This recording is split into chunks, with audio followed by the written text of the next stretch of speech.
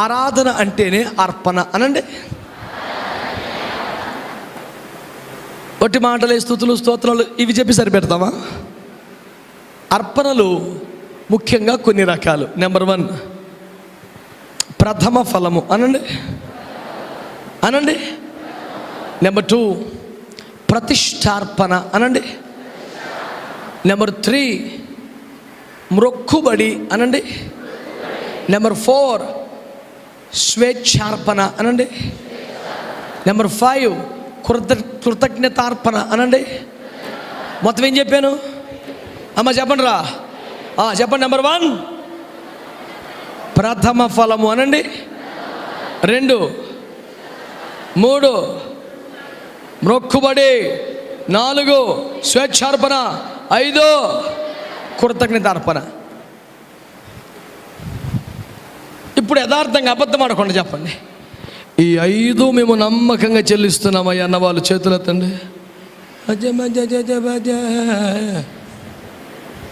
ఇది మన సాక్ష్యం. ఇప్పుడు మిమ్మల్ని అందరినీ ఎంతమంది పరలోకి వెళ్తారు? రైట్. నేను ఒక పాస్టర్ గారిని అడిగా, నేను కూడా చెరియూదు, మంచి ఉద్యోగం పడుతున్నాడు గోతికాడ నుంచొని. ఎక్కడా? గోతికాడ. నేను ఆడి పక్క ఆడి తేడా కొంచెం నాకు డౌటే. ఆడి పక్కెళ్ళి, అన్నగారు గ్యారెంటీనా అన్న, అన్నగారు గ్యారెంటీనా అన్న. ఆడికి తెలుసుగా, గ్యారెంటీ తమ్ముడు అన్నాడు. నీకు అర్థమైందా మర్మం? అన్నగారు గ్యారెంటీనా? నేనన్నా గ్యారెంటీ తమ్ముడు. అర్థమైంది పాయింట్? నేను కూడా అక్కడ కాదు, నేను ఖచ్చితంగా గోతులకు వెళ్తాను. అది తీర్మానం. అది యారు అక్కడికి ఎందుకు వెళ్ళవో? మనకు దశమ ఇచ్చే అలవాట్లేదు కదా.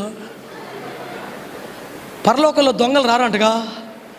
నేను దొంగలకే దొంగనగా అంటే అర్థం ఏంటి? మా సంఘంలో చాలామంది దొంగలు, పాస్టర్ గారు నేను కూడా దొంగండి. దొంగలకే దొంగ అంటే దొంగ విశ్వాసులకు దొంగ పాస్టర్ అని. ఏం మాట్లాడరేటి? ప్రథమ ఫలం అనండి. సంతానమైన, ఆస్తి అయినా, భూమైనా, ఉద్యోగంలో నెల జీవితమైనా, వ్యవసాయంలో తొలి పంటనా, చివరికి కోడి పెట్టిన మొదటి గుడ్డైనా. ఏం మాట్లాడరేంటి మీరు? అది ఏదైనా మొదటిది ప్రథమ ఫలం యేసయ్యకి ఇచ్చేయాలి. మొదటి అర్పణ అంటే నీ ఇంట్లో ప్రథమ ఫలం ఉండగా, అంటే కోడి గుడ్డు పెట్టింది అనుకో, చెట్లు వంకాయలు కాసినాయి అనుకో, కోడి పిల్లలు పెట్టింది అనుకో, కొత్త ధాన్యం ఉందనుకో, తొలి జీతం వచ్చిందనుకో, ఆ అర్పణ ఇంట్లోనే పెట్టుకుని ఇక్కడికి వచ్చి నావన్నీ అంగీకరించు మీషా అన్నామనుకో, అవన్నీ ఎక్కడ పెట్టావరా అంటాడు యేసు ప్రభు. మరి అర్పణ లేకుండా ఆరాధన ఏంటి? ఏమీ లేదు నా యందు. మళ్ళీ దానికి తాళం ఎందుకు? నోరు మూసుకొని కూర్చా. వేస్ట్ పాటలు నువ్వును. ఆరాధనలు ఏముండాలి? మాట్లాడతలేదు మీరు. అర్పణ ఎన్ని రకాలు? 1 మొదటిది ఏదైనా చెప్పండి. మొదటిది ఏదైనా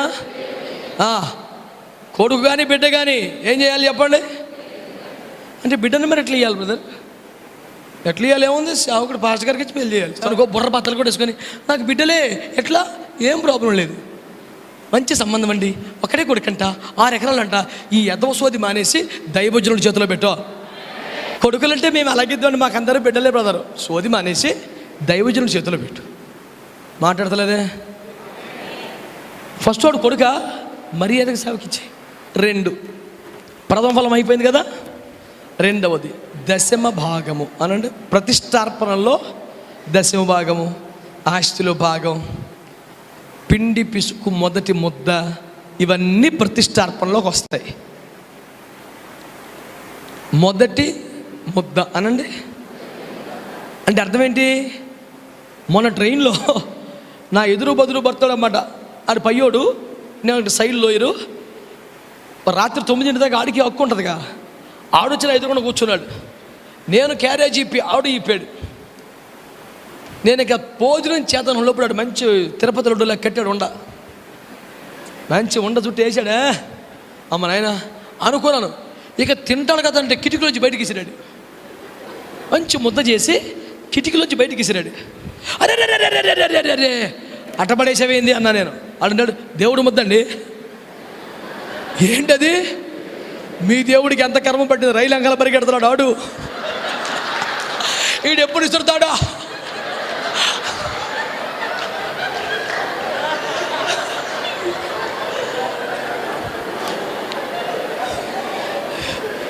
నువ్వు దేవుడికే ఈ గతి పట్టిస్తేవిరా.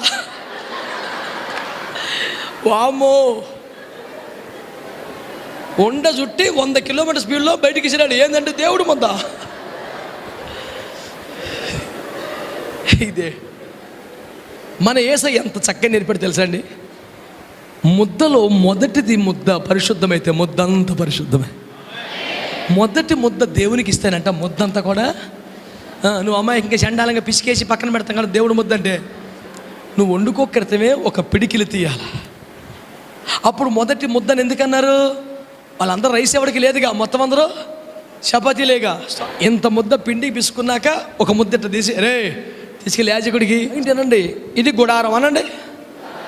గుడారం దగ్గర ఎవరుంటారు? యాజకుడు. చుట్టూ పాలెంలో ఇశ్రాయేళ్ళు ఉంటారు.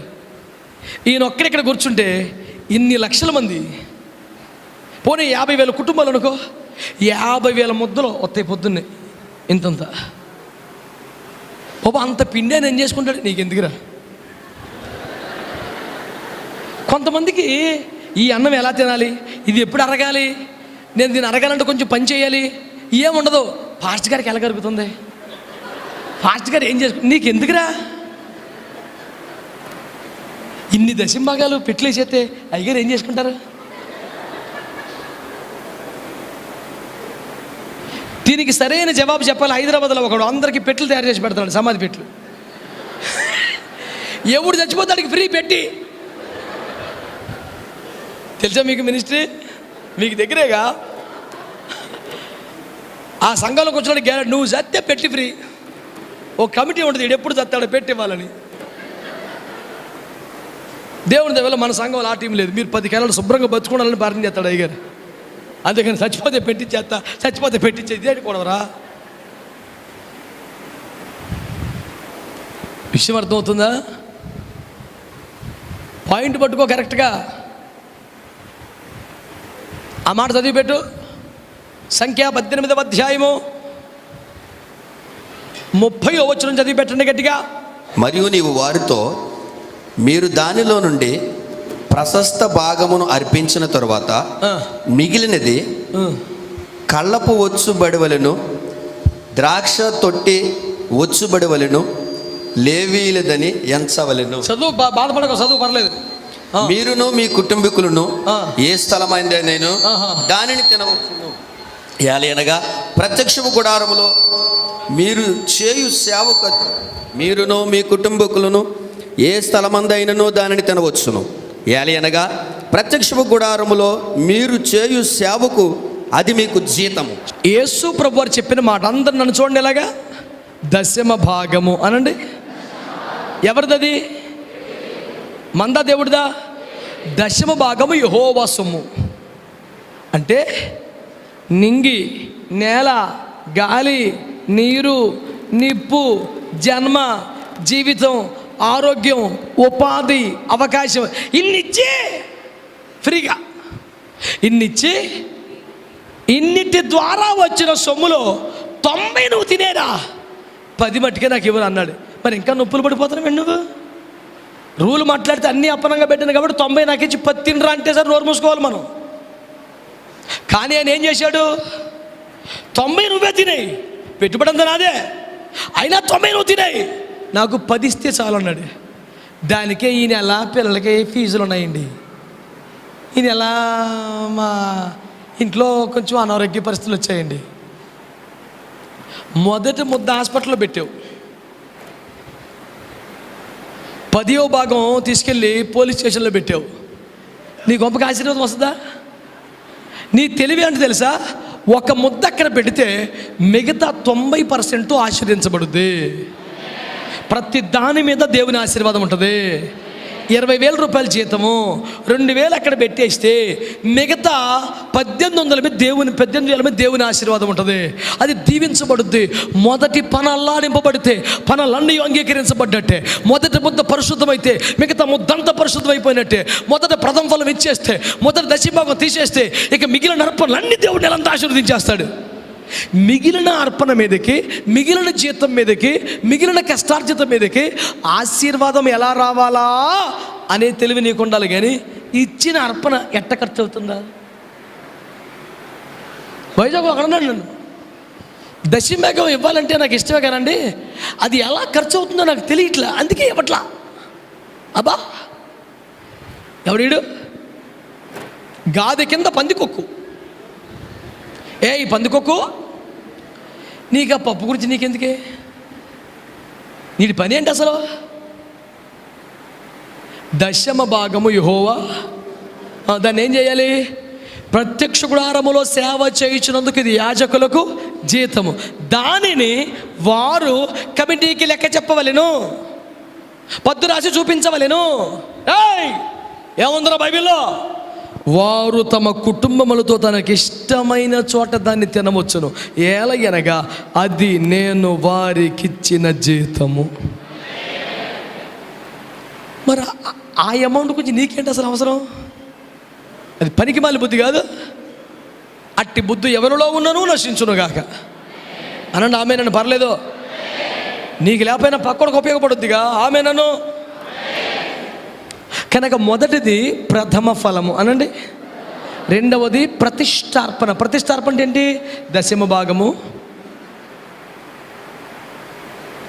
మొదటి ముద్ద అంటే చాలామంది చేస్తారు, రోజుకు ఒక పిడికిడి బియ్యం తీస్తే రోజుకు 2 పిడికిళ్ళు, వారానికి 14 పిడికిళ్ళు, ఇంత వస్తాయి బియ్యం. ఏం పట్టుకెళ్తాం చీప్గాను? రై ఒక 5 కేజీల బ్యాగ్ ఎగరికేసాయి చచ్చి అవతల వాడే అంటాం మేము. అప్పుడు నీ మెహర్బానీ, నీ రేంజ్ ఎవరికి కావాలరా? పాయింట్ ఏంటి తెలుసు? అక్కడ ఒక 5 కేజీలు ఇచ్చేద్దాం, ఓ 10, అలా కాదు. పూటకి ప్రభుని తెలుసుకోవాలన్నమాట. అక్కడ ఒకసారి ప్రతి నెల 5 కేజీలు ఇవ్వాలని చెప్పొచ్చుగా, అలా ఎందుకు చెప్పరా? ప్రతిసారి వంట చేసుకున్నప్పుడు ఏసయ్యా ఇది నా కష్టార్జితం వల్ల కాదయ్యా, నా తెలివి వల్ల కాదయ్యా, నా పెద్ద జ్ఞానం కాదయ్యా, నీ కృప. ఇదిగా ఒక పిడికిడి పక్కన పెట్టాలా. ప్రతి పూట నువ్వు తలుచుకుంటున్నావా లేదా, కృతజ్ఞత చెబుతున్నావా లేదా అనడానికి ఆ పిడికిలి బియ్యం. కానీ ఇన్ని బియ్యం పెద్ద ఎవరికి ఉపయోగపడతాయి? ఎందుకు వస్తాయి? మా తాతగారు కొంచెం ఐశ్వర్యవంతుడిగా జమీందారుగా బతికాడు. మా నాన్నగారు కూడా ప్రారంభంలో కొంచెం వ్యాపారాలకి తోటలు ఇవన్నీ కొంచెం బాగానే డబ్బుల మీద తిరిగాడు. సేవకు పిలిచేపటికి చందా బియ్యం కొన్ని సంవత్సరాలు తినలా. ఏమా అంతేనా? అబద్ధం అడుగు రిపోర్టు. మా తల్లిగారు ఉన్నారు, మా ఇంటికి పెద్దవాడు ఇక్కడే ఉంది, అడగండి. మా పెద్దవాడు కూడా ఇక్కడే ఉన్నాడు. టీ నర్సాపురం నుంచి ఒక పాస్టర్ గారు ఎలీషా గారు ఉండేవాళ్ళు. ప్రతి ఆదివారం సాయంత్రం పిలిపించేవాడు. సందా బియ్యంతో తీసుకెళ్ళి అయ్యా తీసుకెళ్ళిపో. ఎందుకని? మనం జమీందారులు, కాస్ట్లీ కుటుంబం. వీడు కోటా బియ్యం తెస్తాడు, వాడు కొత్త బియ్యం తెస్తాడు, వీడు పరిగెరుకునే బియ్యం తెస్తాడు, 100 రకాల బియ్యం తెస్తే అయ్యనే మేము తినాలి. చిచి అడుక్కునేలాగా మాకొద్దు. మేము మన రేంజ్ ఏంటి? మేము కాస్ట్లీ బియ్యం తింటాం, ఈ బియ్యం కోట బియ్యం తింటాం మేము. అమ్మో ఇది తింటే మాకు అరగదు, కడుపు నొప్పి వచ్చేస్తుంది. గుర్రం దానాలాగా 100 రకాల గింజలు కలుపుకొని మేము తింటామా? మా రేంజ్ ఏందే? మా డాడీకి దర్శనాలు కళలో పెద్దగా ఏముండవు, బుద్ధిగా ప్రార్థన చేసుకున్నాడు, బైబిల్ చదువుకున్నాడు, అందులో అర్థమైంది చెప్తాడు అంతే. అలాంటి వాడికి ఒకరోజు దేవుడు కనపడ్డాడు. దర్శనాలు స్వప్నాలు లేని మనిషికి కనపడి, నీ వల్లే మీ విశ్వాసం అందరూ పేదలు అయిపోతారు. నా వల్ల అయిపోతామంటే అంటే వాళ్ళు మొదటి ముద్ద దీవించబడితేనే కదరా. నువ్వేమో అర్పణ తృణీకరిస్తున్నావు, నేను తిన్నంటున్నావు, వాళ్ళు ఎట్లా బాగుపడతారు? అప్పుడు అర్థమయ్యి మర్యాదగా సందాబియ్యం తింటాం మొదలెట్టారు. స్తోత్రం చెప్పరా మీరు? ఆ ముద్ద యాజకుడు తింటే అది మీకు ఆశీర్వాదం, మీరే తింటే రోగం. ఇప్పుడు కొట్టు. ఆ పండు దేవుడు చల్లపడు తెలంగాణ ఏమో తినేసింది, సిగ్గుపోయింది, అజాజాబో మరి అంతే. అది అయింది, నువ్వు తినకూడదు. ఆయన తింటే నీకు, నువ్వు తింటే శాపం. స్తోత్రం. ఆహా మహిమ పోతేనేమి అంజూరు పాకులు కలవు వేసుకో. గాలి వస్తే స్తోత్రమే, ఎండొస్తే స్తోత్రమే. నీ తెలివి అట్టేడుస్తుంది. మర్యాదగా ఆయన్ని ముట్టుకోకుండా ఉంటే నీకు మేలు. నువ్వు పోయి ఆయన దాని మీద కన్నేసావు. సైతాను బుద్ధి కాదు. సైతాన్ గాడేమో ఆయన కుర్చీ మీద కన్నేసాడు, అవ్వమేమో ఆయన పండు మీద కన్నేసింది. నాశనం అయిపోయింది లైఫ్. నీది కాని దానిపై ఆశపడితే పాపం కాదా? ఏకంగా దేవుడి దాని మీద ఆశపడితే పాపం కాదా? 10వ భాగము దేవుని సొమ్ము తింటే నాశనం అయిపోతామే. అందుకే పాపం ఏ పాపం చేయట్లేదు. మేము చర్చికి వెళ్తున్నాం, అన్నీ బాగానే చేస్తున్నాం, అయినా మా బతికేలాగా ఎందుకు ఉందండి? నువ్వు దొంగోడివి కదా, నువ్వు ఎలా బాగుపడతావు? దేవుడు దొంగలను కనికరించడం లేదు, ఆయన దీనులను కనికరించను. 10వ భాగం మంద, అసలు మంద కాదుగా. రూపాయలు 90 కూడా మంది కాదు అసలు చెప్పాలంటే, కానీ 90 నీదేనా అన్నాడు. ఆ 10 ఇవ్వాలి కదా. ఉదాహరణకి నేను బస్ స్టాండ్లో ఏదో పని మీద వెళ్తా, నా బండి మీ ఇంటి దగ్గర పెట్టి నేను ఊరు వెళ్తున్నానండి, మీ ఇంటి దగ్గర ఉంచండి, మళ్ళీ వస్తానని రాలేదు ఒక వారం రోజులు. ఈలోపు నీకు అర్జెంటుగా అవసరమైంది, నా బండి అమ్మేసుకుంటావా? మాట్లాడవే, తప్పు కదా. నా బండి అమ్ముకో కదా. మరి దేవుని సొమ్ము ఎలా తినేతనం? నా బండి కన్నా దేవుని సొమ్ము ఎక్కువ కదా? అది ఇంకా ఎక్కువ కదా? అది ఇంకా పాపం కదా? 10వ భాగం పోతే ప్రాణం పోవాలి, మనం ముట్టుకోకూడదు. మనది కాదు సార్ అది. దేవుడు కుర్చీ మీద కన్నేసి సైతానుగాడు నాశనం అయిపోయాడు. దేవుని ఫలం మీద కన్నేసి అవ్వ దెబ్బతినేసింది. ఈ రోజున దేవుని సొమ్ము మీద కన్నేసి క్రైస్తవులు నాశనం అయిపోతున్నారు. అర్పణ లేనిదే ఆరాధన ఉంటుందండి? ఆరాధన అంటేనే మనల్ని మనం అర్పించుకోవడం కదా. మరి ఇంకేం ఆరాధన అండి? ఏం అర్పణ లేకుండా, ఒక ప్రథమ ఫలం లేదు, ఒక ప్రతిష్టార్పణ లేదు, వీటికే దిక్కు లేకపోతే, 10వ భాగమే దిక్కు లేకపోతే తర్వాత ఏంటి? మ్రొక్కుబడి. అందరు చెప్పండి. మ్రొక్కుబడి ఏంటంటే కొన్ని కష్టాలు, బాధలు, సమస్యలు వచ్చినప్పుడు, అయ్యా నాకు ఈ కార్యం చేసి పెడితే నీకు ఇది ఇచ్చుకుంటానని శ్రమలో మన పెదవులు మొక్కుబడి చేసుకుంటే కదా, అవి నమ్మకంగా చెల్లించాలి. 66:14 చెప్తాడు, నాకు శ్రమ కలిగినప్పుడు నా పెదవులు వచించిన మొక్కుబడులు నేను మానక చెల్లించుచున్నాను. చేతులెత్తి స్తోత్రం చెప్పండి. హల్లెలూయా. నమ్మకంగా నమ్మకంగా నమ్మకంగా నమ్మకంగా చెల్లించాలి.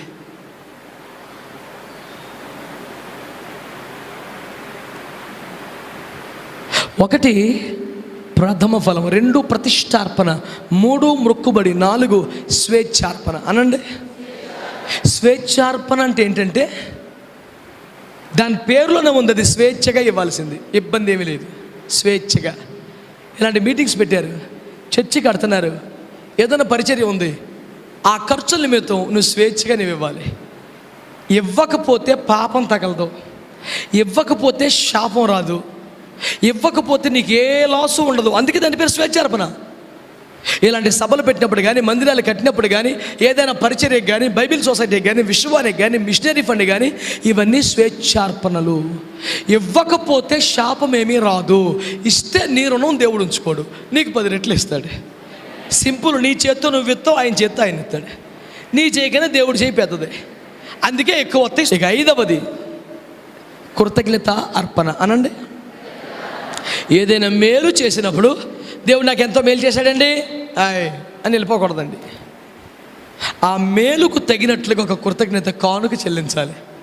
కామర్పుకోటలో చిన్నప్పుడు మా సంఘంలో ఒక కుటుంబంకి 2 బండెద్దులు పోయినాయి. అమ్మగారు, నాన్నగారు, సంఘం అంతా చాలా భారం కలిగి ప్రార్థన చేస్తే ఎక్కడ వెతికినా దొరకని ఎద్దులు.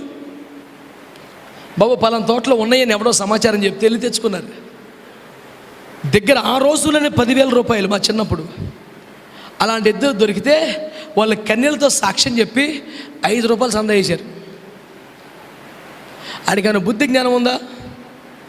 ఎద్దన నయం తిన్నగా వచ్చేసింది, మళ్ళీ వీడికి ఇంకా తెలివి రాలేదు. బైబిల్ ఏముందండి? తగిన దానికంటే తక్కువ ఇచ్చువాడు లేమికి. తగినదంటే ఎంత? 50, 100, 1000, 1,00,000. తగినది అనే దాని ముందు మీరు రాసుకోండి బైబిల్లో, పొందిన మేలుకు తగినది అని. తగిన దానికంటే తక్కువ ఇస్తే నష్టం అన్నాడు. తగినది ఎంత? 100, 50, 1000. తగినది అంటే ఎంతంటే మనము పొందిన మేలుకు తగినది. ప్రభు చేసిన కార్యం ఏంటి? నీకు ఉద్యోగం ఇచ్చాడు, వివాహం, ఒక మంచి గుణవతైన భార్య నీకు ఇచ్చాడు. అది ఎంత పెద్ద మేలు! మరి వివాహం బాగా జరిగిందండి, అందరు కూడా భోజనాలు బాగున్నాయని చెప్పారు. నీ భోజనం అండి పోను, నీవు అసలు పాయింట్ ఏంట్రా, నీకు తెలియలేదే ఎప్పుడు తిండే. సాయంత్రం 6 గంటల వరకు భోజనాలు జరుగుతూనే ఉన్నాయండి, వచ్చేవాళ్ళు వస్తున్నారు, తినేవాళ్ళు తిన్నారండి, కట్నాలు వేసేవాళ్ళు వేస్తున్నారు. దేవుని స్తోత్రం. నీ సబ్జెక్ట్ మనకి ఎప్పుడు అదే. వివాహంలో మంచి జీవిత భాగస్వామిని దేవుడు సమకూర్చడం గొప్ప మేలు. దాన్ని బట్టి ఒక విలువైన అర్పణ దేవునికి ఇవ్వాలి. నువ్వు ఏదైనా పొందిన మేలుకు తగినట్లుగా ఈ అర్పణలు ఇస్తూ మనం ఏం చేయాలి, దేవుణ్ణి ఆరాధన చేయాలి. ఆమె ఈ అర్పణలు ఇంటికాడ పెట్టి నువ్వు మంచి వాడవు, నువ్వు గొప్ప వాడవు అన్నాడు యేసు ప్రభు, నువ్వు దొంగ వాడవు, నువ్వు మోసగాడివి, ఆరాధన క్లిక్ అవ్వదు. నేను చెప్పింది వాస్తవమా కాదా? ఏదో కలబలు మాటలు చెప్పి పబ్బం గడుపుకునే కోటం నేను చేయలేను. యథార్థంగా ఇవ్వాలి. దశం భాగం నుంచి ఒక ₹1,00,00,000 మరమని చెప్తాను మీకు. ₹1,00,00,000 నా అకౌంట్ నెంబర్ అడిగి తీసుకొని మీకు డబ్బులు వచ్చి ₹1,00,00,000 నాకు వేసేయండి. ఓరి మీ దుర్మార్గం కాలిపోరు. ఒక్కడ మాట్లాడదు. 25 సంవత్సరాల సేవకు వచ్చి ఎవరికి అకౌంట్ నెంబర్ ఇవ్వాలా? మీటింగ్లు పెట్టి, కోటాలు పెట్టి, టీవీలో, యూట్యూబ్లో అకౌంట్ చిచ్చి. యేసు ప్రభు ఉన్నాడు మనకి. సో ఆ బ్యాచ్ కాదు, మీ సంఘంలో మీరు నమ్మకంగా ఉండండి. మనకి అకౌంట్లో దరిద్రం ఏమి లేదు. మర్మం ఏంటి చెప్పనా? హెబ్రీ పత్రిక 7:9 చదవండి.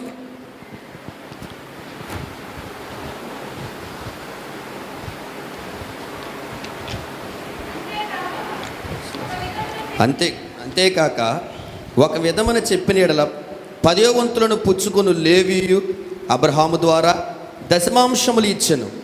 ఏలయనగా మెల్కీసెదెకు అతని పితరుని కలుసుకున్నప్పుడు లేవి తన పితరుని గర్భములో ఉండెను. ఇప్పుడు ఆలకించండి బిడ్డలారా, అందరు నా వైపు చూడాలి. అమ్మా అలిసిపోయారా 3 రోజుల మొహం చూసి? అబ్బా ఊకే చూడాలా? చూస్తుంటే మీ కానీ సంద మీద పడ్డాడు కదా. నేను సందా మీద పడలా, మీ ఆరోగ్యం గురించి బాధపడుతున్నాను. కొంపకి ఎందుకు దరిద్రం వస్తుంది ఇట్లా. ఇలాంటి స్వస్థత ప్రార్థన చేసే దైవజనుడి దగ్గర కూడా ఇంకా నొప్పులు రోగాలు అంటున్నాం. మరి ఎందుకు ఆ దరిద్రం పెట్టుకునే? ఆయన ఎక్కడ అడుగు పెడితే అక్కడ దయ్యాలు పారిపోతే రోగాలు పోతున్నాయి. మరి మీరు ఇంకా ఊగుతున్నారు ఎందుకు? మరి ఇవన్నీ సందా అయ్యా అదే దెబ్బ. లేకపోతే ఇక్కడ నుంచి ప్రార్థన చేస్తే అమెరికాలో పడిపోయాడు మావాడు. ఇక్కడ ఫోన్లో ప్రార్థన చేస్తే I release the anointing of God. దోపురు పడ్డాడు అవతలుడు అమెరికాల దేశంలో, భూమికి అవతలుండి. నువ్వు మటుకు ఇంకా ఊగుతున్నావు ఎందుకని? Cover open చేస్తలా. తెలుసుకోర్రా బాబు, నీకు బాగుపడి పైన చెప్తున్నా. నీ పూట ఆఖరి కోటం ఆశీర్వాదం, ముగింపు కోటం మంచి బిగింపు ఉంటుంది. ఎవడు పడితే అప్పుడు ఇలాంటి మాటలు వినకూడదని 6ంటికి తాళం వేసాడు మామూలు. ఈ మాటలు ఇంతకు యోగ్యత ఉండాలి. ఎవడు పడతాడికి లేదు లైసెన్స్. కాస్ట్లీ మాటలు ఇవి, బాగుపడే మాటలు. వడ్డీ వ్యాపారం చేసిన కూడా బాగుపడ్డాం. అంత సూపర్గా బాగుపడిపోతాం మనం ఈ సూత్రం పాటిస్తే. ఆమేన్, ఆమేన్. జాగ్రత్తగా మాట వినండి. అందరి దగ్గర దశమ భాగములు తీసుకున్న లేవి కూడా దశమభాగం ఇచ్చాడు అని రాశాడు. ఎప్పుడు ఇచ్చాడు? దశమ భాగం లేవి కూడా ఇవ్వాలి అని ఉంది, కానీ ఇచ్చినట్టు ఎక్కలేదు బైబిల్లో. కానీ ఇక్కడ ఇచ్చేసాడు అన్నాడు. ఎప్పుడు ఇచ్చాడయ్యా అని అడిగితే, లేవి యొక్క పితరుడైన అబ్రహామును మెల్కీసెదెకనబడే పరిశుద్ధాత్ముడు కలుసుకున్నప్పుడు ఈ అబ్రహాము మెల్కీసెదెకి చందా ఇచ్చాడంట. అప్పుడంట లేవి అబ్రహాము గర్భంలో ఉన్నాడంట. ఏం సార్ ఇది? బోడుగుండికి మోకాలికి ముడి కూడా ఇంక ఈజీయే. ఓ పూట కదా ఇంకో పూట కానీ ముడి ఎత్తే పడద్దు మొత్తానికి. కానీ ఇది మాత్రం కలుతులా. అరే ఇట్రా చిన్న, నువ్వే సూపర్ కొన్నావు, నలసొక్క అదిరిపోతుంది. ఇట్రా సీరియస్గా వస్తున్నావు. రా ఏంటి కొడతావేంటి? అవునండి పిల్లడు సూపరు. అబ్రామ్ అనండి. ఏం పేరు? అబ్రామ. అది పాత పేరు చెప్పుకో. సమస్తము నూతనమాయను చెప్పు. ఏం పేరు? ఈ అబ్రహాం దగ్గరికి మెల్కీసెదెకు వచ్చాడు. ఎవరు వచ్చారు? దశమ. ఇది ఉత్సి ఇత్తనం ఏంటి? దశంభాగం వెయ్యో. దశంభాగం ఇచ్చాడు. ఏమి ఇచ్చాడు? ఈ దశమ భాగం ఇచ్చినాడు ఎవడు? అబ్రహాం. తీసుకున్నది ఎవరు? మెల్కీసెదెకు. ఇప్పుడు యేసు ప్రభు ఏమన్నాడంటే, ఈ దశంభాగం అబ్రహాం ఇచ్చాడు కాబట్టి లేవి కూడా ఇచ్చినట్టే అంటాడు. అరే అట్లా కుదరదే. ఎట్ట కుదురుద్దంటే ఈ అబ్రాము ఈ మెల్కీసెదెకుకి దశమభాగం ఇచ్చినప్పుడు లేవి అబ్రాహాము గర్భంలో ఉన్నాడు. ఎక్కడ ఉన్నాడు? అప్పటికి ఇస్సాకే లేడు. అప్పటికి ఇంక ఇస్సాకే, ఆదికాండం 14 ఇస్సాకు లేడుగా. ఇస్సాకే లేకపోతే బైపాస్లో పోనీ ఇస్మాయిల్ ఉన్నాడా? మెయిన్ రోడ్లో కాదు, పోనీ బైపాస్లోకి వెళ్దాం. ఈ బైపాస్లో ఇస్మాయిల్ ఉన్నాడా? అని ఆడుకోలేడు. ఇస్మాయిల్ లేడు. ఇస్మాయిల్ లేకపోతే ఇస్సాకు ఉంటాడా? ఇస్సాకు లేకపోతే యాకోబు ఉంటాడా? యాకోబే లేకపోతే రూబేను, షిమేను, లేవి వస్తాడా? ఒక 4 తరాల తర్వాత రాబోతున్నవాడు లేవి. అది లేడు అసలు. కానీ ఈ అబ్రహాము కానీ దశమభాగం ఇస్తే 4 తరాల తర్వాత రాబోతున్న లేవి కూడా దశమభాగం ఇచ్చినట్టేనంట. కట్ట. Thank you. అబ్రహాం వెళ్ళిపోతున్నాడు. ఎందుకు వెళ్తున్నాడు? దశమభాగం తెస్తాకి. ఎందుకు తెస్తున్నాడు దశమభాగం? వాడిస్తే వాడి ముని మనవడు కూడా ఇచ్చినట్లు లెక్క. యథార్థంగా కానీ మీరు దశమభాగం ఇచ్చారనుకోండి, మీరు కాదు, మీ కొడుకు, మీ మనవడు, మీ 4 తరాలు దేవునికి ఇచ్చినట్లు లెక్క. నేను అంటున్నాను, ఈరోజు నా చంద్రబాబు నాయుడు మనవడు దేవాలయం మీద 19 కోట్లు వేసాడంట. 19 కోట్లు అనిపిస్తుంది. మరి మీ కేసీఆర్ ఎంత వేసాడో తెలియదు, కానీ 19 కోట్లు అంట. నేను అంటాను, అంతకన్నా ఎక్కువ రాబోతున్న తరాలకి మనం ఇవ్వచ్చు. రేపొద్దున మీ బిడ్డలకు కష్టాలు రాకూడదు, పేదరికం రాకూడదు, వాళ్ళు బాగుండాలని మనందరికీ ఉంటుంది కదా. కొన్ని తరాల తర్వాత కూడా నీ బిడ్డలు కరువు చూడకుండా, పేదరికం చూడకుండా, శాపం లేకుండా ఆశీర్వదింపబడాలంటే ఈరోజు నమ్మకంగా దశమభాగం ఇస్తే సరిపోతాయి. నీవిస్తే 4 తరాలను ఇచ్చినట్లు లెక్క. ఈ పాయింట్ అర్థమైతే నీకు సమర్పణ, భక్తి, బుద్ధి లేకపోయినా, పిచ్చినారి బుద్ధి అడిచిన నీ పిల్లల కోసమైనా మనవళ్ళ కోసమైనా దశమభాగం ఇస్తావు. అర్పణ లేనిదే అవునంటారా కదంటారా? ఇప్పుడు ఆదివారం చర్చిలోంచి ఈ పెట్టి తీసేస్తే ఎంతమంది సంతోషంగా ఉంటారు? యథార్థంగా మాట్లాడు. సిల్వి అయ్య గారికి వందనములు, మందిరం నుంచి కానుకలు పెట్టి తొలగించవలను, మేము ఆనందించదు. అలాంటి అద్భుతమైన దొంగలు కలరా? ఇప్పుడు ఎవడు మాట్లాడతాడు? ఇంకా ఆరాధన అంటేనే ఏంటి చెప్పండి? మనం అప్పులు చేసి ఇవ్వాలా? దొంగిలించి తేవాలా? మనకిచ్చిన దాంట్లో 90 తిని 10 ఇవ్వాలి. నమ్మకంగా ఇవ్వాలి, యథార్థంగా ఇవ్వాలి. ప్రాణం పోయిన కూలి పనికి వెళ్ళేవా, రాగానే 100 వచ్చిందా 10 రూపాయలు పక్కన పెట్టు, ఓ డబ్బాలు వేసేయి. 500 వచ్చింది 50 పక్కన పడే, 1000 వచ్చిందా 100 పక్కన పడే. ఆదివారం వచ్చినప్పుడు అదంతా నమ్మకంగా తీసుకొచ్చి అందులో పడే. నీ కుటుంబం ఆశీర్వాదం కాదు, 4 తరాల తర్వాత కూడా నీ కుటుంబం మీదకి ఆశీర్వాదం ఉంటుంది. మా సిలువయ్య గారు 6 ఎకరం చర్చి కట్టేశాడండి. పక్కన స్థలం కొనేసాడండి. ఈ అనగాల కూడా కొనేసాడండి. అబ్బా అసలు ఏంటండి బాబు, నువ్వు అలిసిపోక్కర్లా. వాళ్ళ అమ్మగారు, వాళ్ళ నాన్నగారు సూర్యాపేటలో ఏ సేవకుని ఒడిచేలతో పోని, వాళ్ళ ఏ మిషనరీ వాడిని ఉచితే పోవాలి. ఆడు ఎవడు రాని వాళ్ళకి అర్పణ. పెద్ద మనిషి అక్కడ కూర్చున్నంతకాలం కూడా విషయానికి ఉత్తరం, ఈడికి సంద, ఈడికి మనీ ఆర్డర్, రాత్రమే పని. ఆనాడు మొదలుపెట్టింది. వాళ్ళు ఇచ్చారు. వాళ్ళ కొడుకులు కాదు, ఇంకో 3 తరాల వరకు ఆశీర్వాదం ఆగటానికి ఛాన్స్ లేదు. దేవుడు మా అయ్యగారిని బహుగా ఆశీర్వదించాడండి, కరెక్టే. మరి వాళ్ళ తల్లిదండ్రులు బహుగా ఇచ్చారు కదండి. ఏ సూర్యపట్లో ఏ భాషను అడగండి, సందా తినను ఎవడన్నా ఉన్నాడేమో. ఎందుకు ఈ మాట చెప్తున్నా? గొప్ప కోసం కాదు, మనం ఇస్తే పిల్లలు తింటారు. LIC జీవన్ బీమా దానికంటే సూపర్. ఇది సచ్చిందాక గడితే ఎప్పుడుకో ఇస్తాడు. నువ్వు సత్తే తరతరాలకు ఆశీర్వాదం ఉంది. దశమభాగం కరెక్ట్గా ఇస్తే చాలు. రాజు నీ సౌందర్యమును కోరుచున్నాడు కనుక నువ్వేం చేయాలి? ఆరాధనలో భాగం ఏంటి? అర్పణ లేనిదే ఏమీ లేదు. అందుకని ఆరాధనకు వస్తున్నప్పుడు మనం ఏం తేవాలి? మిగిలిపోయిందా, వేస్ట్ అయిపోయేదా, పారేసేదా? ప్రథమ ఫలం, ప్రతిష్టార్పణ, మొక్కుబడి, కృతజ్ఞత కానుక, స్వేచ్ఛార్పణ.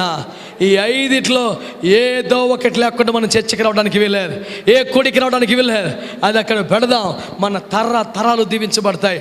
అప్పుడు చేస్తే ఒక్క స్తోత్రమైన యేసుకు సింహాసనం.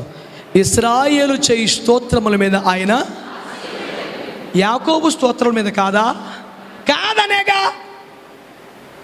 యాకోబు స్తోత్రాలు పనిచేయనా? ఎవరి స్తోత్రాలు? ఇశ్రాయేలు అంటే ఎవరు?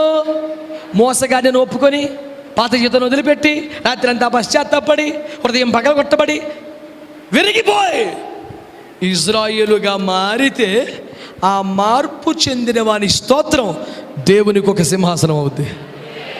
నీ స్తోత్రం దేవునికి సింహాసనం అవ్వాలా వద్దా? మాట్లాడవే. అవ్వాలంటే ఏం చేయాలి?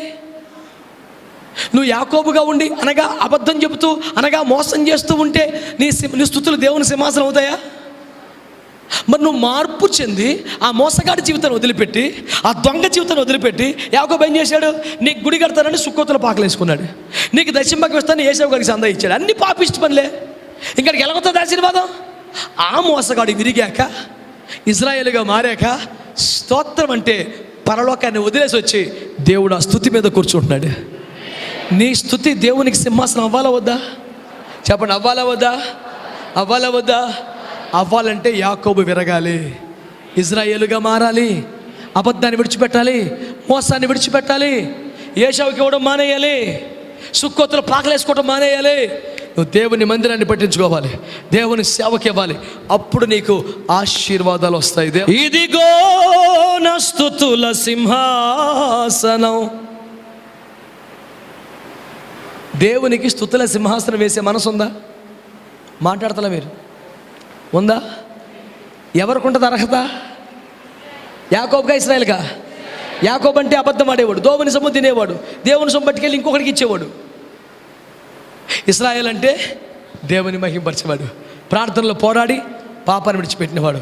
ఇప్పుడు యాకోబులైతే చెప్పకండి, ఇశ్రాయేలుగా మారిపోయామయ్యా అన్నములు నాతో కలిసి. ఇదిగో నా స్తుతుల సింహాసనం. ఎందుకని? నీలో నివసింపజేసినాదునా. ఇదిగో నా స్తుతుల నీలో నివసింపజేసినాదునా. ఇదిగో చప్పట్లు కొట్టాలి.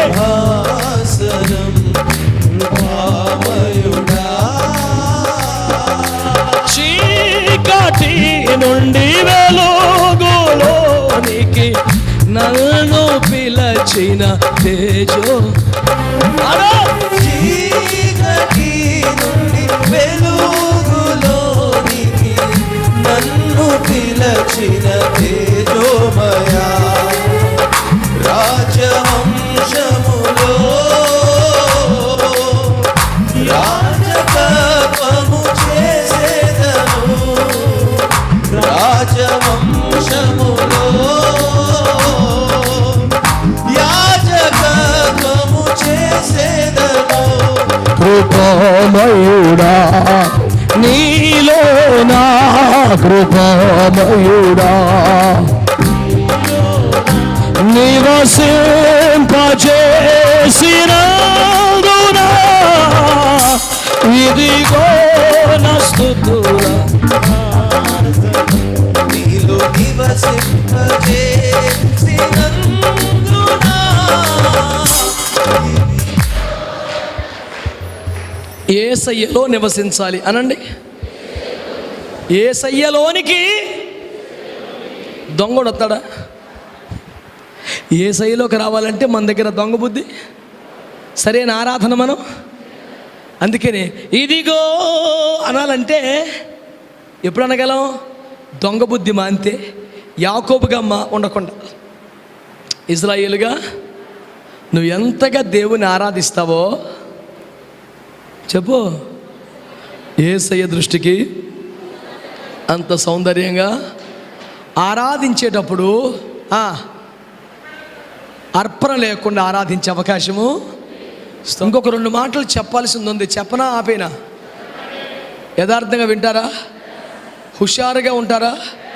స్వరమెత్తి పాడతారా? అబ్బాయి మీ సపోర్ట్ లేకుండా వీళ్ళు ఏమాత్రం పాడతారో చూద్దాం. పాడండి, పాడండి.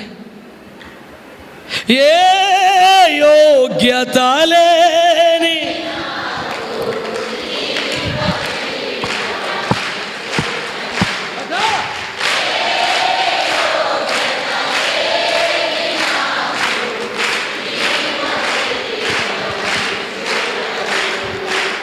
నీ కృప శాశ్వత కృపగా అటా నీ కృపను వీడగా శాశ్వత కృపగా మారెను. కృపామయు నీలోన కృపామయుడా, నీలోన నివసింపజేసిన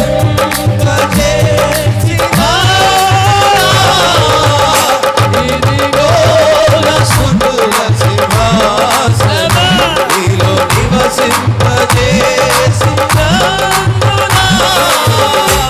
ఇదిగోన స్తుతుల సింహాసనం. కృపామయుడా, నీలో నిలచి ఆత్మ బలము ఫలించుట కొరకే నాపైన నిండుగా ఆత్మవర్షము ఆపైన నిండుగా ఆత్మవర్షము కుమ్మరించాలి. కృపామయుడా, నీలోన కృపామయుడా, నీలోన నివసింపజేసినందున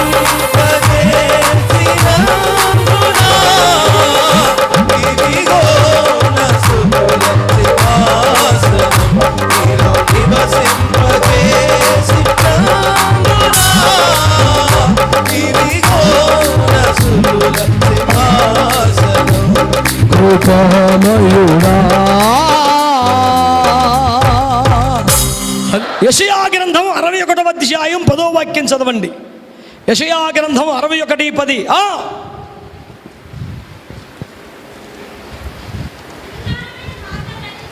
ధరించుకొనిన ఆహా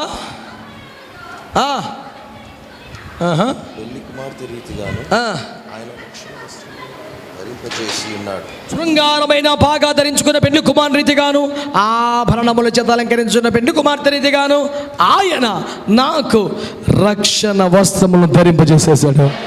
యేసయ్య దృష్టికి మనము సౌందర్యంగా ఉండాలి అనండి. యేసయ్య దృష్టికి మనం ఎట్లుండాలి? శృంగారమైన బాగా ధరించుకున్న పెళ్లి కుమారుడు ఎంత దర్జాగా టీవీగా ఉంటాడు. సకల ఆభరణముల చేత అలంకరించుకున్న పెళ్లి కుమార్తె ఎంత లావణ్యంగా, లాలిత్యంగా, సౌందర్యంగా, విభూషణీయంగా ఉంటుంది. ఈ రెండు కలగలిస్తే ఎట్లుంటాడో రక్షణ అనే వస్త్రం ధరించుకున్న వాళ్ళు యేసయ్యకి అలా కనబడతారంట. అంటే ఒక శృంగారమైన ఆ యొక్క వెడ్డింగ్ షూట్లో పెళ్లి కుమారుడు ఎంత టీవీగా కనిపిస్తాడు. ఆ వెడ్డింగ్ డ్రెస్లో పెళ్లి కుమార్తె సకల ఆభరణములు భూషితమై ఎంత ఘనంగా కనిపిస్తుంది. వీళ్ళిద్దరు కలిస్తే ఎంత కన్నుల పండుగ. ఆ జంట ఎంత వేడుకగా ఉంటుంది. బాప్తిస్మము పొంది రక్షణ అనే వస్త్రం తొడుక్కుంటే యేసయ్యకి నీవు అంత అందంగా కనపడతావంట. ఆమె అంటే ప్రభు దృష్టికి అందంగా కనపడాలంటే ఏం చేయాలి?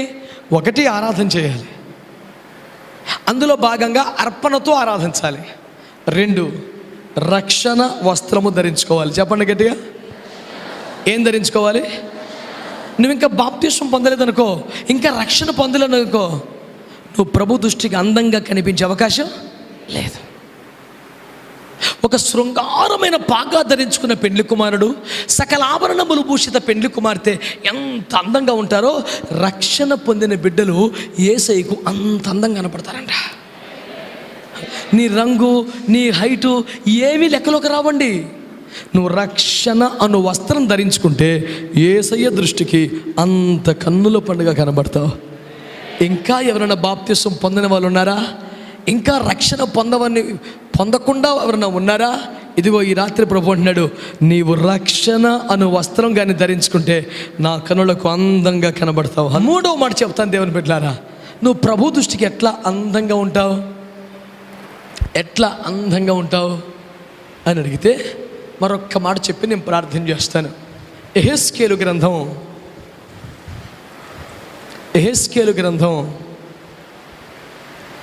16, 14.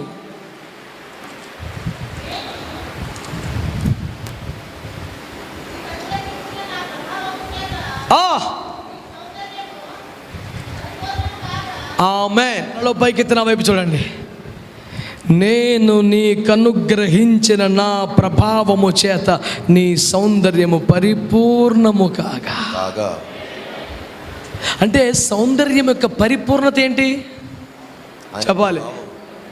ఆయన ప్రభావాన్ని మనం పొందుకోవడమే. చాలా పెద్ద ఉపదేశం ఇది. 7 అంశాలు ఉన్నాయి. మొదటి అంశానికి ఎక్కువ సమయం పట్టినందున ఇక నన్ను ముగిస్తూ 3 అంశాలతో సరిపెడుతున్నాను. మొదటి అంశం, ఆరాధిస్తే నువ్వు అందంగా ఉంటావు. రెండవ అంశం, రక్షణ వస్త్రాలు ధరించుకుంటే నువ్వు ఆయన దృష్టికి అందంగా ఉంటావు. మూడవది, ఆయన నీకు అనుగ్రహించిన ప్రభావము చేత నీ సౌందర్యం పరిపూర్ణమవుతుంది. చాలా అందంగా ఉంది అమ్మాయి. నీ అందానికి సరైన నెక్లెస్ ఒకటి పెడితే పరిపూర్ణమత వచ్చేస్తుంది. అసలు నీకున్న సౌందర్యానికి సరైనటువంటి డైమండ్ రింగ్ ఒకటి పెట్టుకుంటే ఉంటుంది. హల్లెలూయా. ఇదంతా పెద్ద సోది. నా మాటలు బాగా వినండి. అర్థం చేసుకోవట్లేదు కాబట్టి కాస్త గట్టిగా ఘాటుగా చెప్పాల్సి వస్తుంది. మానవుడి అవసరాని కోసం శరీరములో దేవుడు నవరంధ్రాలు ఏర్పాటు చేశాడు. అవి జాలదని ముక్కులకి చెవులకి పొడి చేసుకుంటున్నారు భక్తులు. అర్థమైందా? అవసరమా? మనకి అవసరమైనవన్నీ ఆయనే పెట్టాడు ఆయన. మళ్ళీ నువ్వెందుకు పొడి చేసుకోవటం బుర్ర లేకుండా? ఇది పెద్దదో టీకా వేసినంత ఇంపార్టెంట్గా తల్లిదండ్రులు కాళ్ళు చేతులు పట్టుకొని బిడ్డ అట్లే ఏడుస్తాడు. నువ్వు పడు, నీకెందుకు పడు, ఏం కాదు పడు అంటే నీ ఉద్దేశం యేసులోపు ఒక 2 కణాలు పెడతా మర్చిపోయాడనే. ఎక్స్ట్రాలు అంటారు వాటిని, వద్దు మానే. రెండవది జుట్టు అనండి, అనండ్రా. ఇక్కడ ఎందుకు లేదు? ఎక్కడ ఎందుకు ఉంది? అది వెనకాల ఉండాలని దేవుడు వెనకాల పెట్టి దాని ముందు ఎత్తారని తీసుకొచ్చి నాకు అర్థం అవ్వదు. జుట్టు వెనకాల ఉండాలని పెట్టాడా, ఎదర పెట్టాడా యేసు ప్రభు? మరి ఎందుకు పిక్కొచ్చి ముందుకు ఎత్తనావు? అదొక పిచ్చి చేదస్తాం. దేవుడు దాన్ని వెనకాల పెట్టాడు, వెనకాల సావని దాన్ని పట్టుకోవచ్చు. మామూలుగా మా ఫోటో అనగానే ఎందుకు నాకు తోకాడి ఇచ్చినట్టు పద్దు నాకు తోక తీసుకొచ్చి గేది పనులు ఎందుకు?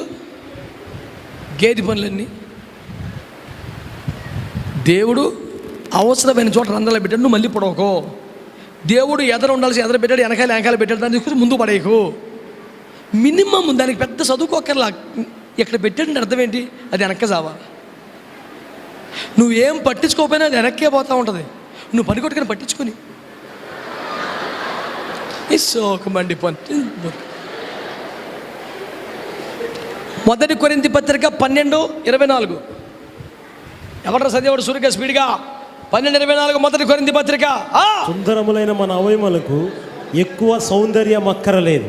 ఇప్పుడు చెప్పండి, అక్కర లేదా? అక్కర బిడ్డ రే చెప్పండి రా పిల్లలు. అట్టే అంటే కొంచెం అక్కరే. కళ్ళకి పూస్తావు, కన్ను రెప్పలకి పోతావు, మూతికి పోతావు, కాలి గోరికి పోతావు. బుర్రపని చేయదు నీకు. యేసుప్రభు ఏమన్నాడు? సుందరములైన మన అవయవములకు ఎక్కువ సౌందర్యం. మన సౌందర్యం ఆయన ప్రభావంతో పరిపూర్ణమవుద్ది, కానీ నీ పెయింటింగ్లు తవ్వదో. ఈ సోగుమండి పోనీ తెలుతులేదు వాక్యం నీకు. అక్కర్లేదు అని యేసయ్య అన్నాక అట్లా అంటాడు, కానీ అక్కర అంటే అవునా బుద్ధుందా? మొదటి తిమోతి 6:6 మనం ఈ లోకములోనికి ఏమీ తేలేదు, దీనిలో నుండి ఏమీ ఇక్కడ నుంచి ఏమీ తీసుకెళ్ళిపోవు. కాగా అన్న వస్త్రములు గల వాటితో తృప్తి కాగా అన్నము వస్త్రము చాలు. ఈ పని కట్టుకుని ఈ మాట ఎందుకు రాశాడండి? ఏంటి గోల్డ్ రంగు వేసుకోకూడదా ఏంటి? వద్దా వద్దా వద్దా అన్నీ వద్దా? ఆ మాత్రానికి బట్టలు ఎందుకు వేసుకోవాలి అని అడిగే పనికి మనలోడు ఏదో ఒకడు ఉంటాడని యేసుప్రభుకు తెలుసు కదా. అంత మాట కూడా అనగలిగిన పనికి మనలోడు ఉంటాడని ప్రభువు ముందే తెలుసు కదా. ఆడికి ఏంటంటే గుండెకేసినది చేతి కట్టు ఎక్కువ. ఆడికి గుండెగా ఇంతే ఉంటుంది, చేతి ఎంత ఉంటుంది అది. అందుకే అన్నమాట. మరి అలాంటప్పుడు ఇంకా మరి బట్టలు ఎందుకు వేసుకోవాలి అంటాడు కదా వీడు. ఇలాంటి పనికి మనోడు యేసుప్రభు ముందే తెలుసు కదా. అందుకని అరే కడుపుకి అన్నం, ఒంటికి వస్త్రం, ఈ రెండు ఖచ్చితంగా ఉండాలిరా, ఆ రెండుతో తృప్తి పడిపో, మూడోది అక్కర్లేదురా నీకు అని చెప్పాడు యేసుప్రభు. ఏకీపించే వాళ్ళు ఏమనాలి? మేము మరి అంటలేదంటే మీరు ఇందాక నుంచి అట్లా బొత్తిగా రెండే ఎట్లా సరిపోతాయి? కొంచెం ఉండాలి టచ్ అప్పులు, కొంచెం ముందుకు వెళ్ళాలి. తెంగరసాలన్నీ మానేయండి. చేసుకునే తీర్మానం ఏమనగా బాగా తయారవటం కాదు, సోకులు పట్టడం కాదు, మూతికి అట్లకి పూసుకుంటాం కాదు, డెకరేషన్లు డెవలప్లు కాదు. నేను దేవుని ఆత్మతో నింపబడాలి, దేవుని అభిషేకాన్ని పొందుకోవాలి, దేవుని ప్రభావంతో నింపబడాలి. ఆయన అనుగ్రహించిన ప్రభావము చేత నా సౌందర్యము పరిపూర్ణమవ్వాలి. ఆరాధనతో ఆరంభమవుతుంది అనండి, రక్షణతో స్థిరపడుతుంది, ప్రభావముతో పరిపూర్ణమవుతుంది. గట్టిగా చప్పట్లు కొట్టేసైన మహింపరచండి. ఈ సౌందర్యం ఆయన కోరుచున్నాడు. సభ్యులందరూ ఏమై ఉండవలెను? నెంబర్ 1, దొంగతనాలు మానేసి నమ్మకంగా అర్పణలు ఇస్తూ ఆరాధించేవారై ఉండాలి. నెంబర్ 2, ప్రతి కుటుంబంలో సభ్యులందరూ రక్షణ పొందిన వారై ఉండాలి. నెంబర్ 3, అందరూ ఆత్మచేత నింపబడి అభిషేకమును పొందుకొని దేవుని ప్రభావముతో నింపబడి మన ప్రభావముతో సౌందర్యం పరిపూర్ణమైపోవాలి. సౌందర్య సంగముగా దేవుడు మార్చునుగాక, పెళ్లి కుమార్తెగా మార్చునుగాక. ఈ సౌందర్యము పరిపూర్ణమయ్యే ఒక ఆశీర్వాదమును యేసు సంఘం మీద సమృద్ధిగా కుమ్మరించునుగాక. అర్థం చేసుకుందాం.